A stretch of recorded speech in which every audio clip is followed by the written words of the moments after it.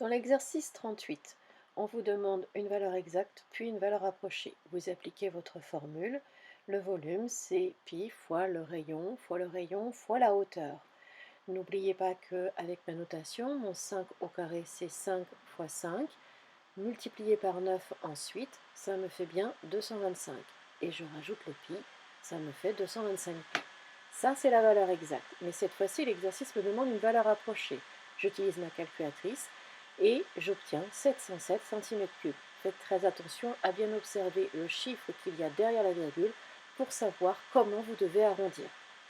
Pour le deuxième, on va convertir cela en litres et pour ça, on va commencer par convertir en décimètres cubes puisque les décimètres cubes correspondent au litre. Ça facilite la conversion. Pour l'exercice 39, mon volume, c'est pi fois le rayon fois la hauteur. Mon 4 au carré, c'est 4 fois 4. Fois 6, cela va me donner 96 pi. Je prends ma calculatrice pour avoir la valeur approchée. Ça va me donner 302 mètres cubes. Toujours la même chose, je fais attention à ce qu'il y a derrière la virgule pour savoir comment j'arrondis. Puis je convertis pour avoir mon résultat en litres. Mes mètres cubes sont convertis en décimètres cubes et les décimètres cubes correspondent au litre. C'est très fréquent dans les exercices de demander un calcul en mètres cubes ou centimètres cubes, puis à la fin de demander en litres. L'exercice 44 demande une réflexion approfondie. Il faut que vous réalisiez que votre pâte va venir s'enrouler autour de ce tube, de votre moule. Ça veut donc dire que ma pâte ne va pas aller au milieu du moule. Elle va faire une couronne.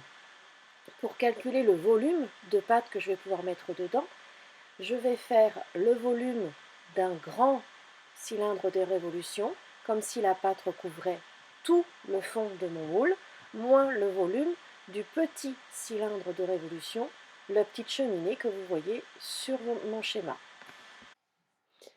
Le volume de mon grand cylindre de révolution, je le calcule en faisant le rayon fois la hauteur. Mon rayon faisant 12 cm d'après le dessin. J'ai fait très attention à ce que ma flèche indiquant les 12 cm parte bien du centre de mon cylindre de révolution. Et ma hauteur est indiquée dans le texte comme faisant 5 cm. Après calcul grâce à la calculatrice, j'obtiens 720 pi cm3. Le 720 vient du 12 fois 12 fois 5 et le pi est réécrit à la suite. Puis, à part, pour ne pas commettre d'erreur, je calcule le volume du petit cylindre de révolution. Pour le petit cylindre de révolution, l'énoncé a codé un rayon de 3 cm. Et la hauteur ne change pas, elle est toujours de 5 cm. Je fais donc 3 fois 3 fois 5, ce qui va me donner un résultat de 45 pi. N'oubliez pas de marquer vos unités, car à la fin de l'exercice, on vous demande de parler en litres et non plus en centimètres cubes. Certes, l'exercice ne demande pas de valeur approchée, mais faites très attention, c'est un exercice concret.